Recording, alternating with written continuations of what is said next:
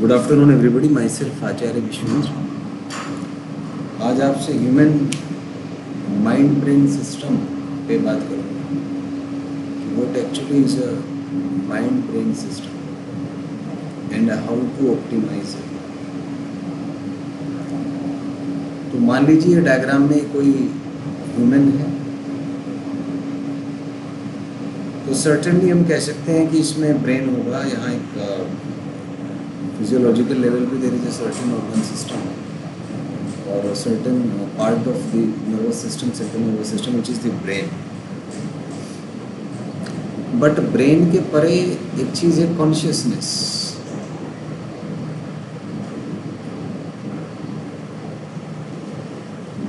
मतलब आप इससे पूछें कि ब्रेन को जो इन्फॉर्मेशन मिल रही है उसको एनालाइज करने वाला कौन है। वह कौन है आपके भीतर जो सारी इन्फॉर्मेशंस जो आपके ब्रेन में स्टोर है उसको यूज़ कर लेता है एज एन नीडेड। सो उसे आप कॉन्शियसनेस कहें, माइंड कहें, सोल कहें, whatever may be the names, but एक चीज़ क्लियर है that there exist some metaphysical thing inside us which is beyond the limit of resolution of the analytical brain.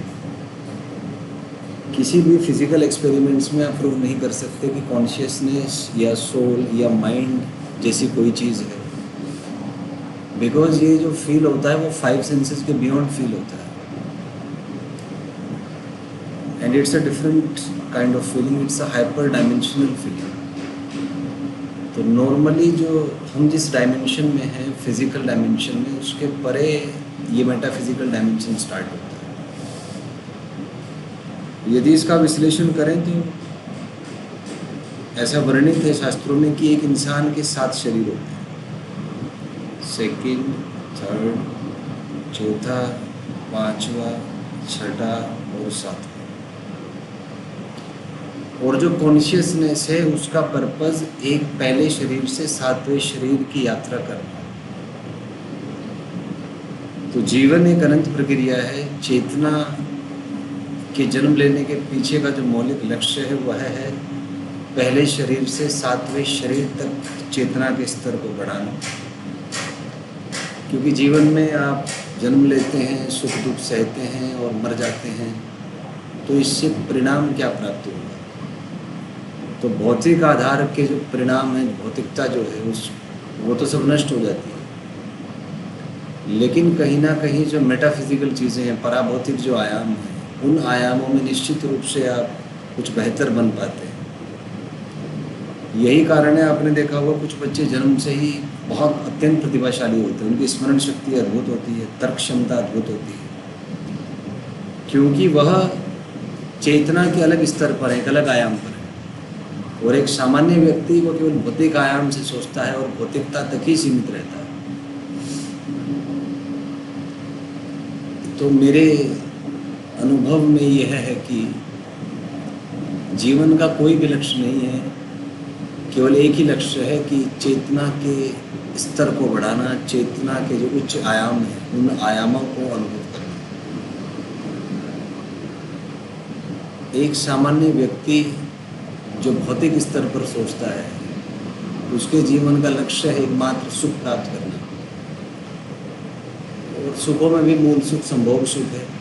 तो एक भौतिक स्तर के व्यक्ति की सारी चेष्टाएं, उसके कर्म के पीछे का मूल आधार संभोग सुख प्राप्त करना ही है।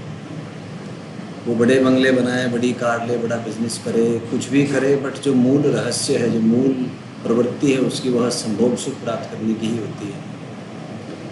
और ये इसमें पार्श्विक प्रवृत्ति है, इसमें कोई बुराई नहीं है यदि आप भौतिकता के स्तर पर जीते हैं। और एक सामान्य व्यक्ति तकलीफ़ों से, दुखों से बचना चाहता है, जिससे उसके संभोग प्राप्ति के दौरान सुख में खलल उत्पन्न हो, वह उन सब कारणों से बचना चाहता है और एक ऐसी काल्पनिक दुनिया बना लेता है अपने मन में जिससे उसे निरंतर संभोग सुख प्राप्त होता रहे। लेकिन धीरे धीरे उसकी कल्पनाएं टूटती हैं, सत्य से उसका साक्षात्कार होता है और वह अनुभव करता है स्वयं कि संभोग सुख क्षणिक है, और यदि आप संभोग के क्षणों में भी पूर्णतः केंद्रित ना हो पाए तो उस सुख का कोई अर्थ नहीं है। यदि संभोग के क्षणों में भी आप ठहर ना पाएँ, ठहराव यदि ना हो आप में, तो उसका भी आप आनंद प्राप्त नहीं कर पाएंगे, आनंद अनुभव नहीं कर पाएंगे, चरमोत्कर्ष पर नहीं पहुंच पाएंगे।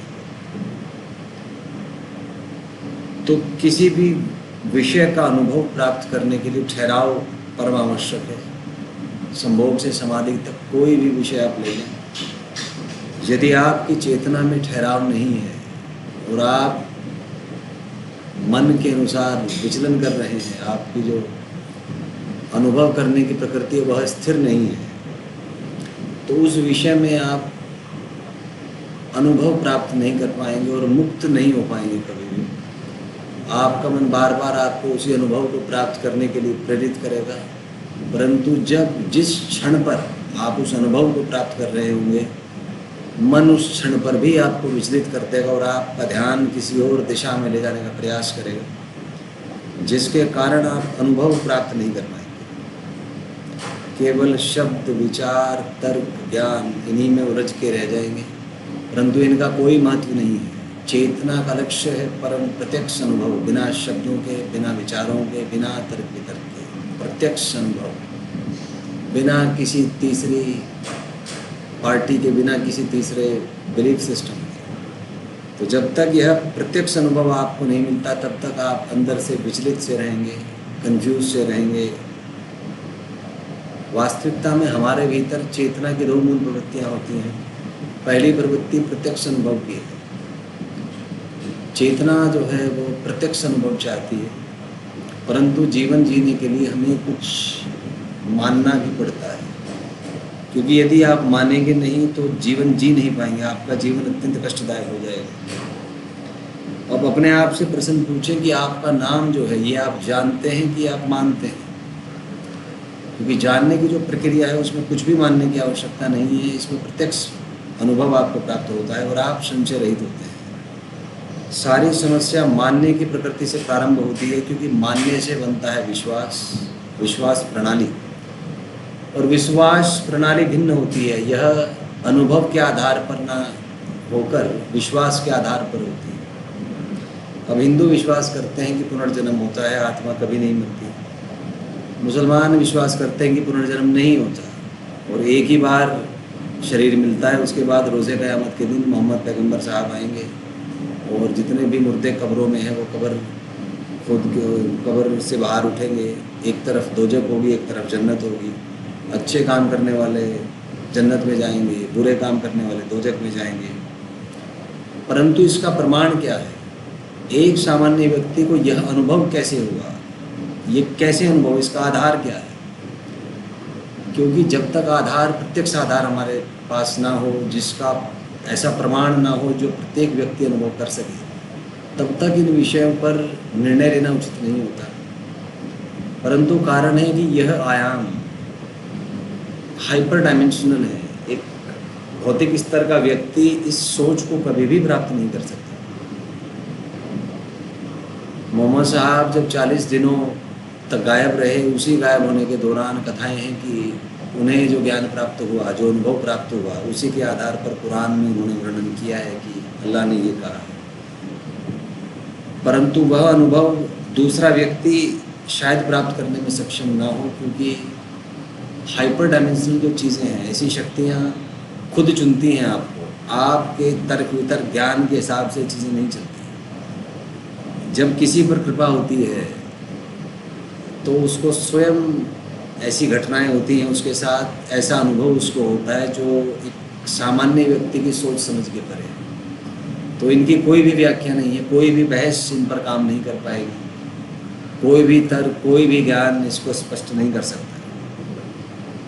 क्योंकि सबसे मौलिक विषय यदि हम तर्क की बात करें तो कुछ नहीं से कुछ होना संभव नहीं है। यदि आप दही खा रहे हैं तो दूध का होना आवश्यक है, लेकिन यदि कोई कहे कि बिना दूध के दही अपने आप बन जाएगी तो ये थोड़ा सा भौतिक रूप से संभव नहीं होता। लेकिन यदि देखें बिग बैंग थ्योरी में नथिंगनेस से एकदम से पूरा यूनिवर्स बना है बहुत ही छोटे समय में, तो ब्रह्मांड के बनने की जो घटना है वो अपने आप मेटाफिजिकल है। नेक्स्ट